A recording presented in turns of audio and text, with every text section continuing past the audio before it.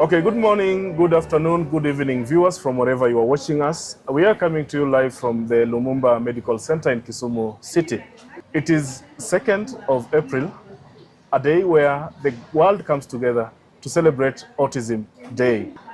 As we approach this topic, our understanding will basically to understand what is autism and what is the experience of a caregiver. So Betty, kindly introduce yourself before we get deeper into discussing autism.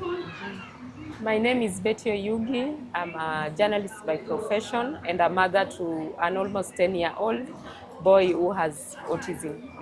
Yes. So Betty, the world today, 2nd of April, celebrates or marks the day, the global day about autism. To many people, they will want to ask, what is autism? Autism is a neurodevelopmental disability. A neurodevelopmental disability. At what point can one detect that actually this is a case of autism? It depends on an individual or even how they relate with others. But now for us, for my child, we noticed that he had autism at 2.5 years. After birth, it took you 2.5 2.5 years to notice he has autism. Yes, he could meet his milestones okay, but on that particular day he was unwell. I was just taking him to see a doctor. Then when we got to the hospital, after the vitals were taken, we went to the lab. Now when we were coming back to see the doctor told us that he has a high pitch in his voice when he's crying. So, but he refused to tell us further what that high pitch meant. Yes. So you mean from childhood, just you are taking care of the baby Giovanni, all the clinics, everything. It was never detected until at the age of 2.5. 2.5 years. That was late 2017. So luckily for me, I have a relative who is a pediatrician. So when she refused to explain, she just told me, take this child to school. Juu unamkosea. But now she couldn't explain. I told her, please just explain what that means, what the high pitch means. She refused completely. So when she did her assessment, she told me that this boy could be autistic. But now I'm sending it to a neurologist to pick from there. Yes. It seems to be a tire or a first step. Yes. The dispensary could not help. Maybe the level 4 hospital cannot attend to it. You needed to wait for the pediatrician for the clinic day, and the pediatrician specialist had to send you to a neuro specialist. Yes. So, okay, thereafter, did you get to the neuro specialist? Yes, I got to the neuro specialist who sent us to do MRI to confirm if the brain was okay. And then we also did what is called EEG. EEG. Okay, it's quite a lot of short MRI, EEG. Yeah. Then there was electrocardiogram. So EEG is for the heart, to confirm if the heart is okay. ECG is to know if the currents in the brain are moving okay. As a parent, what was running through your mind? What was the experience of even the step by step and the cost of all this? The cost was massive. And again, there's something I forgot to say. So the neurologist also sent us to a ENT doctor to confirm if this child could hear. He hears, but they had to confirm medically that he hears. Yes. So, just to get to confirm if it's an autistic case, it's like you had to go through 6 or so tests, which were, what was the cost? And there were more. And there were more? Yes. I didn't even do some because I got tired at some point. I had to help the child. Because I couldn't even pronounce autism at that point. Yes. So at what point now did you come to confirm that, okay, this is autism, I get to understand it, and it's a confirmed case, we need to start managing it? After 2 months. Now December of 2017. If you were to explain to that lady down in the village or that father down in the village that this is the meaning of autism, simply put, how would you put it to that village? Yes. Maybe I can say how it presents itself. So you see a child, they can't socialize other children. When the other children are playing, they're together, but them they'll be playing alone. And then there's also, they don't respond when they're called. You know your child's name. So like Giovanni, I will call him Giovanni, and he will not even look at me. He will not even recognize me as his mother. He will just do his things his own way. Yes. So if you see some of those things, it could be. And then from the high pitch that I was being told, you know, there are some noises they make. They call them steaming, of which me I didn't know by that point. So they steam. Like now, if they are overwhelmed in an environment, or if they are trying to let out their emotions but they can't express. Withdrawal, that they can't play with others, that is another sign. They can't socialize with others, socialization. And then, like if you bring them to public places, they fear noise, particular noises, and just commotions in crowds. Yeah, so basically those ones. So there are easy signs. And then they also flap their hands. There are those ones who flap. Yes, so it's different, just the way I said earlier. Yes. I know I've asked it severally. You know, how has the journey been with Giovanni to the point that he's almost turning 10? The cost implications have been too high. Yeah. And it's just by the grace of God that we've managed to 10. And it's a learning experience. He has also overcome so many things. Like now he's toilet trained completely. Is? Toilet trained. Toilet trained. Yes. So he can use the toilet alone.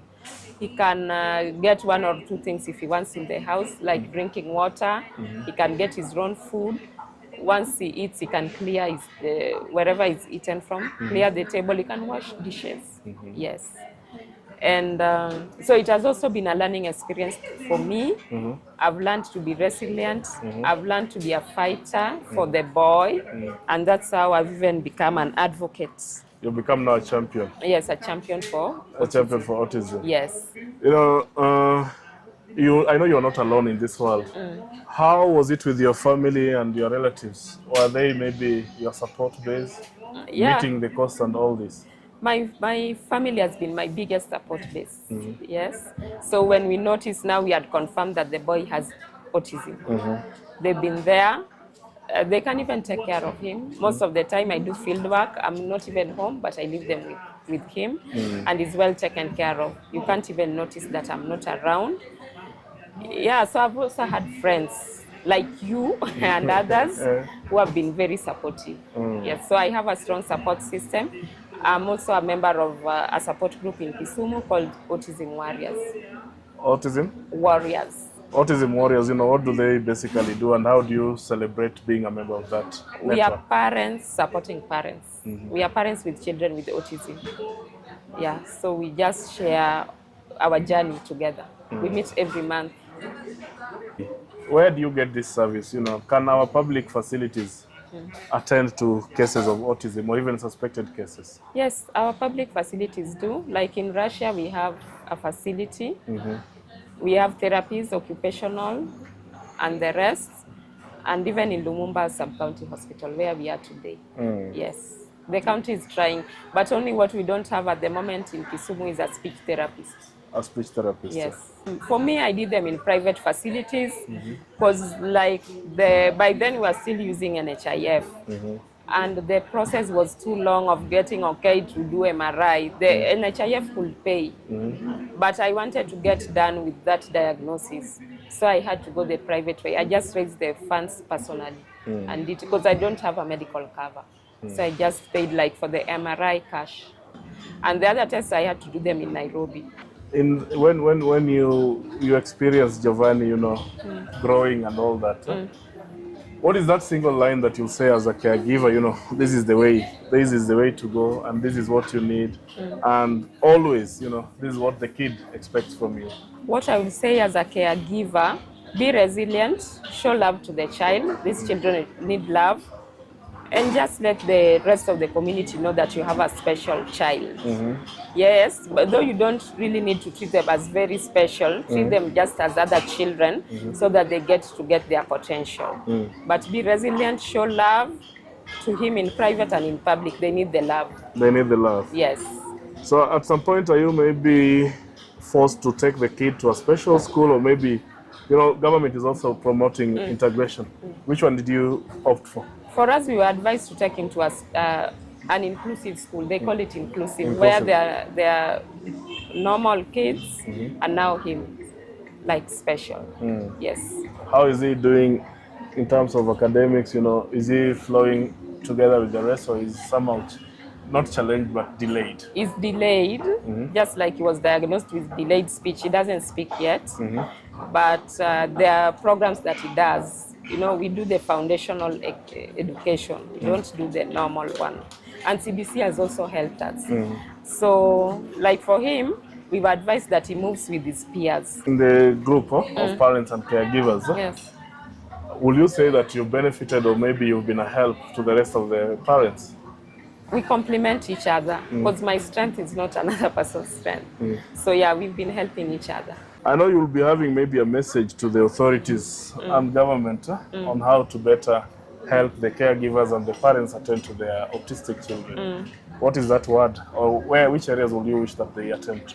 So I'd like the government and the authorities to mind about the caregivers. You know, there are programs for the children, but now for the caregivers we don't have. Like we need even to be cancelled. Yes. Yeah, we need to be cancelled. We need people to talk to. We need to be reassured that it's okay. And even if I'm not here today, God forbid if I die, I have to be sure that my kid will be well taken care of, even with the government. Yes. So there should be comprehensive care for both the children and their caregivers. Yes. Any common challenge that you'll say maybe it cuts across maybe the caregivers, their biggest worry or their biggest stress, not their their biggest stress? The biggest worry, just as I've said, if we were not here today, will my child be okay? So we are even afraid of, sorry to say, of dying. Because if I'm not here today, will my child be okay? What will happen if I'm not here today? And again, another challenge we have is financial. Just as I've said, like for us, we do therapy every week. Every week? Yes. So if you don't have a medical cover, you have to pay for it.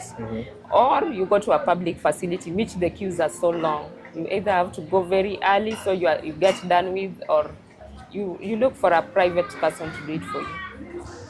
But I know some of the questions might be personal. You know, did the doctor even get to explain, are there causes or events that might trigger or might bring autistic cases? Like, what causes autism? Or what might have occasioned a case of maybe Giovanni's case based on the doctor's history or explanation? So far, there's no evidence of what causes autism. We are just fumbling on one or two, or maybe immunization, they say, which could not, because there's no evidence. Or maybe it's genetics, there's also no evidence. So there's no particular cause of what causes autism. I mean, there's no particular research and explanation that you can put your hand on that causes autism. So to a parent, is there anything that you will tell a parent that if you avoid this, maybe you might be lucky not to have an autistic child? Is there? So far, no. Unfortunately, no. So it's just like a gray cloud that gets... Yeah, you just get into it. Like me, I gave birth to a normal child. He met his milestones until that October 2017. When we noticed that when he was 2.5, that he has a problem. Already walking, playing. Doing his stuff. Yes. Yeah. Wow.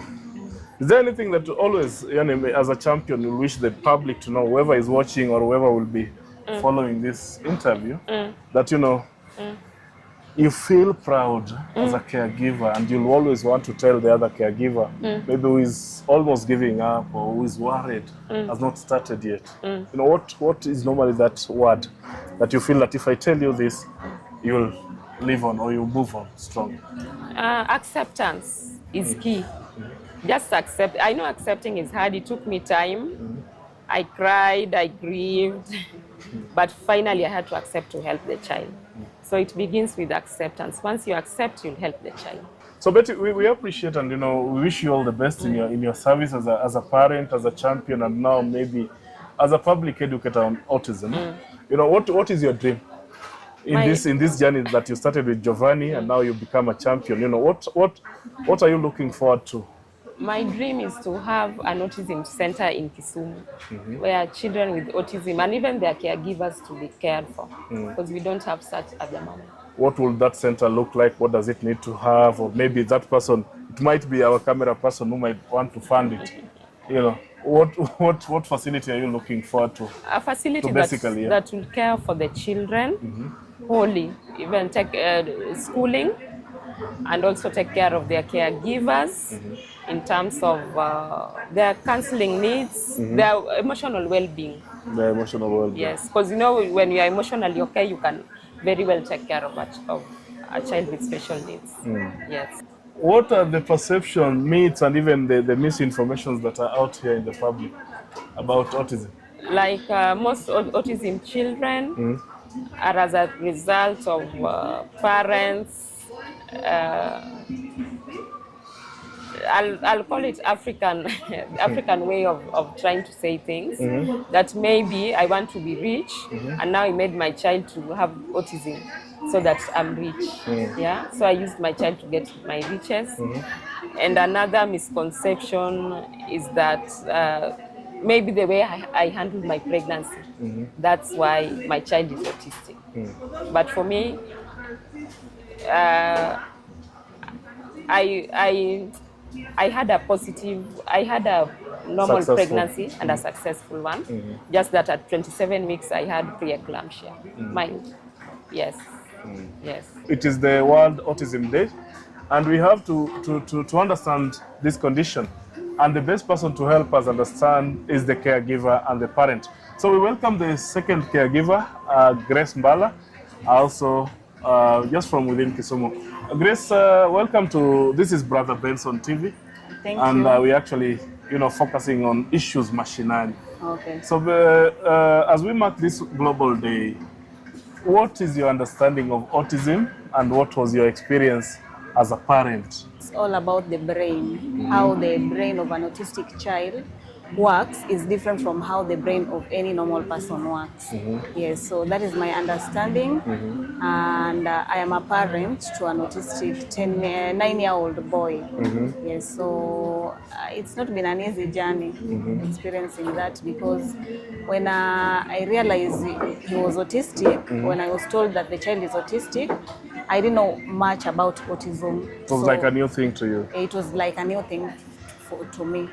So the most I could do was Google, and you know how Google works. So sometimes I would read things on Google and I would be so worried. Yes, so much that I fell into depression, because now I'm learning this thing for the first time. I've never experienced it. Google exaggerates so much. Yes, in as much as Google will explain to you what it is, I prefer you get the information from the correct sources, like the medical practitioners. So with your child, at what age did you come to realize that maybe my baby is autistic, and how did it happen for you to get to know that? Okay, when he was about 3 years, because now there was delay in speech. Most 3-year-olds can hold a conversation, albeit one word, but for him, he could not even say mama. So I was worried. I took him to a pediatrician who told me that most boys delay. There's speech in delay for boys, so we be patient. But as a parent, you are never that patient, because now 3.5 years is still not speaking. He's still not saying mama, still not saying baba. So I went back to the pediatrician, who now referred me to ENT, so that they check the ears. Maybe the issue is the ears, is not hearing words or is not hearing anything. So I went to the ENT, who now referred me for an audiology test. And we went for the audiology test. Back then it was done only in Nairobi. So we went to Nairobi for the audiology test. It was done. Everything was just fine. I was referred back to the pediatrician again. The pediatrician gave me a questionnaire. Like there were about 20 questions. most of the questions were talking about the development of a Of the child. child. Yes. If you answer yes to most of the questions, then it leans towards autism. So my child scored about 12 out of the questions. That's when now the pediatrician told me that, I'm sorry, your child is autistic. I didn't know what autism was. So, I'm being told this for the first time. I could not tell her, I don't know what this is. When she told me that, now I want to Google because I want to find more about autism. Yes. So that's how I found out. We are trying to relieve the experience of a caregiver, a first-time parent being told your child is autistic. And I've heard you mention that it was quite stressful, that it took you into depression. It did. What would you say actually stressed you so much? As a parent, you get the pressure of, why is my child not doing so? Why is my child, even after being told autism, and then now it's something the child will live with it. It's not something It's like a lifetime disease. It's for his life. It's for his life. So the not knowing of how the future will be. Because now I'm wondering, will he be, when he's young, he was very hyper, very aggressive, like Ugwara and all that. So you're wondering if this is what you're going to have his whole life. He's going to be behaving this way. You're wondering, because at that age, at around 4 years, when he started going to school, he was still on Pampers. He could not even hold a cup to his mouth. So you, as a parent, you are wondering, will we continue being like this? You feel somehow stigmatized and, actually challenged that as a parent, your child is remaining behind. Yes. How did the child maybe adapt to the school, or how did you manage? Did you prepare the school that I'm bringing in this boy, but he's not to the level of the rest? No, I did not prepare the school. At that time, I just needed support. I just needed somewhere for the boy to be, for me to at least breathe, because he's all over the place. He's aggressive. He cries most of the time. I don't know how to handle him. So when I took him to the first school I took him to, that's where now they guided me on how to go, because they didn't have special need teachers. So the owner of the school called me and told me that we don't have the capacity to handle your child, but I'll refer you to Joyland. Special school, so that your child can be assessed and you'll be placed into a school that can take care of him educationally as well. Did that maybe expose the Kenyan education system not to be well equipped enough to take care of autistic children? Yeah, and up to until now, we still have challenges getting schools, because most of the schools that are available are private school, and not everyone can afford that. And even at private school, we still have to pay for shadow teachers, because now there's only one teacher handling the rest of the kids. Yes, so you have to pay extra for the extra care. Yes. I know we've shared almost a similar experience with Betty. Yes. What was your family's reaction? Has it been in family, or maybe somebody told you, don't worry, we've lived through this, you can survive? No. Everybody was sort of saying the child amerogwa. That you need to take him for prayers, for deliverance. I think for my family it was new, because not everybody understood what autism is. I think through me, now they've understood what autism is. Through my child and me, they've understood what autism is. So you helped the community to understand? Up to until now, I still have to explain myself wherever I go out with him, even around the neighborhood. I still have to explain. When I go to the hospital, sometimes I have to tell he's autistic before they know how they can handle him. Attend to him. Yes. So it's like an extra responsibility. But do you still feel that the community itself has a responsibility, maybe in church, in hospital, at the schools, to also support you as a caregiver? It's not an individual role. Yeah, it is not, because like you said, church, not everybody is just like well knowledgeable about what autism is. The most they will tell you, mtoto anasumbua, mtoto yuko indiscipline, unaona, because they rarely settle down. So has it maybe made you give up on social interactions, or even keep off some events? Yes. I rarely go to church nowadays, because I'll not even concentrate in church when I go with him. You'll keep on checking on him. I rarely take him to supermarkets at I'm going, because now everybody will be looking at you wherever he makes those sounds, whenever he's steaming, the stares, the way people stare at you and everything, it makes me uncomfortable, because now every now and then I'll keep explaining, he's behaving this way because he's autistic. He's unwell. Like you have to tell it to everybody. To tell it to everybody so that they stop staring at you like that. He'll go to a supermarket, he's very excited because now he's seeing variety of things. He wants to grab them. Most people will not understand that it's how his brain is working. They'll think your child is indisciplined. Itakuwa mama su nini mtoto. And not knowing. Yes, not knowing. And now, controlling them also makes them think that they are being harassed or they are being deprived of the freedom. Yes. And now they start throwing tantrums. So they need their space, they need their freedom, which you cannot earn in public spaces. Yes. Even in hotels, because now, let's say we are in a hotel setting, we are eating, he sees another food from another table, he's excited about it. He'll not go and ask for that food, he'll just go and pick it. Just go to that plate and grab it and eat it. So is now keeping off like your best option, or you're just now minding his safety and okay, your comfort also? Or maybe, would you wish as a parent maybe to go to those spaces, but he has barred you from going? Yeah, I would wish to maybe even take my family out just to eat out. But sometimes I feel if he starts behaving in that way, he's judged more. So I feel like that is a way of protecting him from that. So most of the time we just do it from the house.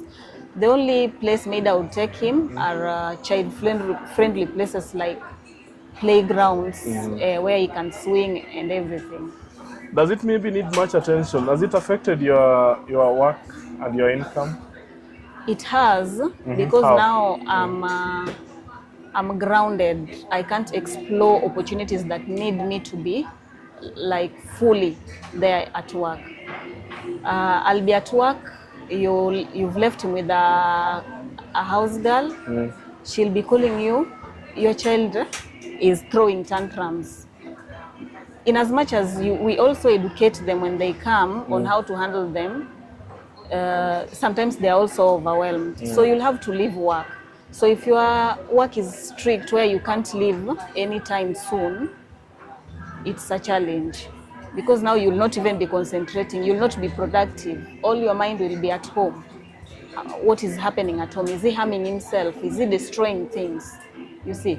So like now, getting an opportunity for me to maybe go outside Kisumu is difficult, because that would mean I'll start looking for a new therapist, I'll start looking for new schools, and with them routine is an issue, because now if he's used to one therapist, that change would also affect him and maybe he would regress. I know you are handling a child who's soon turning 10. Huh? Yes. This care, is it for life? The care is for life. At what point maybe can they turn independent, or it's maybe gradual? That is why now we take them for occupational therapy and behavioral therapy to help them be independent. Yes, so at the occupational therapist, they are taught how to do the activities of daily living, where now they can be independent and maybe wash their own plates, wash themselves. So school, mostly school and the occupational therapy really helps for them to do that. Yes, but I usually feel that I still need to be there to help him navigate most of these issues. I know, Grace, you've had the experience, huh? Yes. And we have viewers maybe might be viewing this for the first time. What are those signs that you'll encourage a parent to be so keen? And what will you tell a fellow caregiver who has no information? Anything you've learned that you will share with a caregiver to ensure that maybe an autistic child is not tortured, an autistic child is taken care of? It's usually what I've learned with the autistic children is just being understanding and a lot of patience. So they usually feel like they are neglected if you're not giving them attention. So you just have to be patient. When they're throwing tantrums, just let them throw the tantrums. You don't prevent them from doing that. You let them do that, then you later on show them love. Some don't like to be touched, some like to be hugged after the tantrums. So it's all about knowing what your child needs. Like maybe after that tantrums, you can have a conversation. In as much as some are non-verbal, they listen. They listen and internalize, albeit a bit slow. And do you think these groups of parents coming together, families coming together, actually help? It has a lot. Like the group I am in, Autism Warriors, it's been a lot of moral support. I'll be specific. Let me say about December last year, I had a crisis with my child. He was very violent. He would scratch us, everybody in the house. I didn't know how to handle him because now you'll take him to the hospital, they'll give you the textbook way of handling him, but practically, the reality in the house is different. It's different. But I would call one of the parents, I would just call anybody, they'll support in as much as they could. Some would come and see the child, relieve me. Like, you know, as a caregiver, sometimes you experience burnout. You just want to go away and shut out the world. So they would relieve me of that, just tell me to relax, they'll handle the boy, because now they also have children. They know how to relate with the children with autism. So at least it would give me space to at least go and cool off. Yes. You also need that time to cool off. Sometimes you do, because now when they are, let me say, that violent and you don't know how to handle them, you also get angry because now you don't know how to help this child. And it's sort of depressing because now you're worried, what should I do? What should I do? Yes. And what gives you the courage of saying, I'm attending to my son no matter what? Because I know if it's not me, there's nobody else who will take him. I usually even tell my friends that if I'm, God forbid, if I'm to die today and the father is not there, my child will go to the streets. You see, there's nobody who will take care of him. So it has to be me. However much sometimes it's difficult, I push myself because it has to be me. I'm the only one who can show him that love. For him to learn, he is loved. Yes. So on this wonderful day, it's a global day, it's a world day, your final word to the world about the autistic child being a mother, being a caregiver, and being a champion in this field? I would like to tell the society and community to please be supportive when it comes to children with autism or any disability. The parents are going through a lot. So don't be judgmental, and to any parent who has a child with a disability, please don't keep those children inside the house. Go out more with them. Let the society learn more about them and how to help them. Go out, learn more about them, and find out how to help them. Yes. So we've been coming to you live from Kisumu City on this wonderful day, 2nd of April, where the world comes together to at least mark the day of the Autism Day globally. We hope that maybe through this show, or a comment or an explanation or an experience from a parent, at least there will be a lesson to one caregiver, to one family member, to one duty holder, and even to somebody outside there who is thinking, where can I help? This might be an opportunity for you to help, and with this we'll have a better society to live in. You know, dear viewers, we've had a moment with the caregivers, and they have mentioned the need for proper care from the medical facilities and also proper understanding by members of the public. So to help us also understand this, we are bringing in an expert in the field. Is a government officer who mostly assists the kid. So maybe Mr. George Omamo, karibu, and help us understand. This is a wonderful day, a global day to mark autism. To a commoner, how do you normally explain the meaning of autism, and how can they attend to maybe their children or even adults? We, through our department and through the Department of Health Promotion, we pass information out there to allow any person who has a child with a disability, because you might not know whether your child is autistic or has cerebral palsy, has attention deficit hyperactive disorder. You might never know as a parent, but what you as a parent you will see like, my child is not normal. My child is not doing things like any other child is supposed to do. Probably my child milestones are delayed. My child is not able to stand, not able to speak. Attention to my eyes is not there. And sometimes my child is hyper, jumping here and there. And then you start wondering, hey, what's wrong with my child? You might not know what your child is going through or suffering from.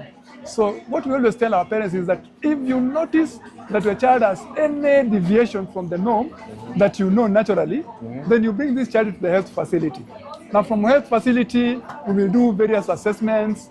Others will include radiological assessments. Others will include just physical assessment.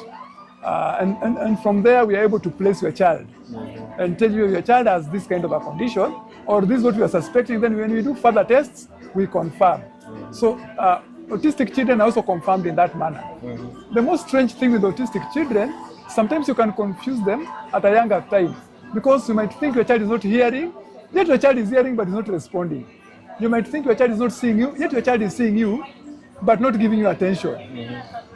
You might think that your child has just common delayed milestones, and you think it's cerebral palsy. It might not be cerebral palsy, it is autism. So the questions that you will be asked are the ones that will really bring you up to know that now this is a child with autism. So once that child has been discovered, what next? The hospital has a way of giving therapy services to these children. I know we don't give them free as such, but when we used to have NHIF used to cover for the services. Now we have SHA and SHIF. And we believe that as SHA and SHIF aligns itself, it will also be able to take care of these children. Even grown-ups, because sometimes when you talk about autism... Okay, you know, you focus even in our interview, you're focusing mostly on caregivers and children. Yes. You mean adults, Pierre? Adults have, in fact, these children grow up to adulthood, majority of them. Those ones that, because autism is a spectrum. It has mild, it has got medium, what we call moderate, then it has got severe or complete. Severe in a manner that those ones, their signs are just so obvious. But we have the mild ones that you might not even notice. But these children will live to adult age. Yes. The good thing with autism is that depending with the area that is affected, sometimes these children become geniuses in their own world and even in our world. Remember, autistic children or persons, in their own world, they are very comfortable. So they wonder why you want them to conform to our standards. It's only that our standard will offer them a lot of opportunities. All right? So what we always do as education system, hospitals, is try to conform them to the standard that is not theirs. But having spoken that, it is important to say that these children, they have a lot of abilities. Some of them are geniuses. I know if I told you today that some of the outspoken singers are autistic. Some of the outspoken engineers are autistic. Some of the spoken mathematicians in the world are autistic. So maybe by saying it's a spectrum, meaning that just the levels are different. The levels, it expresses itself differently, and the levels are different. And there's no child that exhibits symptoms like the other, because when the brain is the part of the brain that is affected exhibits its issues differently from any other. So you are not going to get a child that this autistic child, this one, and then they have same things. They'll have some commonalities and differentialities. Those ones we have to accept, and they are there. So maybe the other question that, you know, we are in Kenya, we are in Africa, and you know there are those myths and misconceptions that always accompany anything. You know, if you are given a chance today to tell the world, you know, this is not true about autistic kids, what are some of the myths and even the bad language that they use? Oh yeah. Some of them are called mad people. Mad people? Yeah, well, what, you know the way we call mad people. So if you see a person with autism coming, you just know, that's a mad person coming. You take cover. You get it. And in family setups, people believe it's a taboo. Like, as a man, if I marry a lady, and then the first child is autistic and is severe, hey, I will start saying, mtoto. No, kwetu hakuna kitu kama hii. Hii ni kwenyu tu. And sometimes we will say, like in Nyanza, we'll call it chira. We will say that, you know, it seems that wewe kabla tulele na wewe uliruka mahali. Sasa wewe unaona uliruka mahali ndio kwa sababu mtu wako namna yama wakati tulikuwa tumeshamaliza mtoto anaanza kwa tumbo, uliruka mahali na mwanamume mwingine. Or a man is a jumping. So all these are myths. And nobody wants to associate with any person who has a child with that kind of a situation. Kila mtu anakutoroka. Your in-laws hawakutaki, wanasema mama ametuletea bado men. Your husband anakutaki. And even some mothers, by the way, they run away and leave the children with their husbands. You know, I get so surprised when I hear people say that, you know, husbands are the only ones who run away. No, even women run away and they leave children in the hospital. Wanaacha tu hospitali huko pap. Ama msichana ameolewa labda kama ni kwetu na amezaa mtoto kama huyo, anatoroka tu, anaacha mtoto kwa boma na anaenda kabisa. We visited homes as a rehabilitation officer, visited homes where mtoto anakaa na nyanya yake. Nikiuliza anasema mama yake alitoroka na babake pia alienda. Sasa babake aliniacha na mtoto. So anybody can run away. So you mean that the society also has a role to play and also to understand so that these kids get comfortable. Exactly. And that's what we are doing. We are trying to pump this information outside there so that the society knows that huyu mtoto ni mtoto tu kama mtoto mwingine. Amepungukiwa kwa hali fulani. And sometimes, let me tell you, like I've told you, some of these children are geniuses. So you can imagine if your child has autism and then has gone through school and it appears that he's a mathematician. Do you know actual sciences will be something that will just pass through like paper. You get it? Those complicated topics. These are children. Ako class 1 anafanya maths class 7. And there's nothing you can do about it. And this is a child who can help you in future. Yeah. So they are part of this society and they need proper care. Exactly. So as we conclude, you know, what is that image? What is your imagination of the best world to an autistic child or even to autism? What is your dream of a society that needs to take care of these children and even adults with autism? Yeah, my dream. I want to say first, apart from me being a rehabilitation officer, I just love children. I love children. Where children are, I'm found there. And so, sometimes in my mind when I sit down, I visualize a world with centers that can expand the abilities of these children. Leave alone our normal systems of education. You know, our systems of education, they have got normal curriculum, and there's that one for disability. All right? And they have do different pathways. But I visualize a center. A comprehensive center in most of our counties, like Kisumu County here. Sometimes I sit down in Kisumu County and I just imagine if there's a good center at Kajulu where we have got good trees, a good terrain, and then there's a good center that these children are taken there and their parents don't even, they just know that our children are in the center, the parents are also relaxing, they are swimming. Unajua, ni ngumu sana kuwa na mtoto ambaye ana disability kama hii kwa nyumba. Sasa umempatia vacation ya masaa kadhaa ama siku kadhaa. Watu wako kwa center huko, wala wanajua computer, wako kwa computer, wala wanajua music, wako kwa flutes. You build their talents. And when the talents are built, you use the same children to now speak for themselves. They will speak for themselves. You know, it brings a lot of information. Like today, if today we could have had 100 persons with autism speaking for themselves what they have achieved, what they can be able to do, it makes the entire difference in our society. So I look at it like that. Okay. Now, what is the county program now? That is okay. Somebody, if you highlight maybe the county plans to address the same. The county plans to address this issue is first of all to access services back to the local to the village, and that is through what we call community-based rehabilitation. All right. Yes. And now I'm in the process of developing a manual for Kisumu County community-based rehabilitation. It is Miral Foundation is an organization that is helping me to develop that manual. Probably one time I'll call you so that you come and hear, see how it is being done, and tell people outside there, yes, Kisumu is developing a manual. Then in that manual we'll do a module. In that module, we will now teach our community health promoters who go back to mashinani, so that in so doing, we'll equip them with skills, and they'll be able to attend to these clients down there and cascade it upwardly. What else are we doing? We're also looking at their medication through National Council, Persons with Disability. Yes. We are mapping these children so that we get to know what drugs do they use, what sanitary towels do they use, so that now National Council through Government of Kenya can be able to do that provision. All right? Okay. And then there's a lot of other things that National Council is doing is projecting for these children with disability. It is something that the government, central government and county governments, we are taking it so seriously. Thank you. It is a communal responsibility, and the main question I will ask you as a viewer, what are you doing to make it a better thing? What are you doing to understand autism, and what are you doing to help that autistic child or that autistic adult? We have been coming to you live from Kisumu City, and we shall be coming to you when we see progress and development towards making the world a better place to live. I've been your host, Odera Wycliffe. Until next time, please remember to follow our social media spaces. We are on Facebook, we are on Instagram, we are on Twitter, now X. Till next time, bye for now.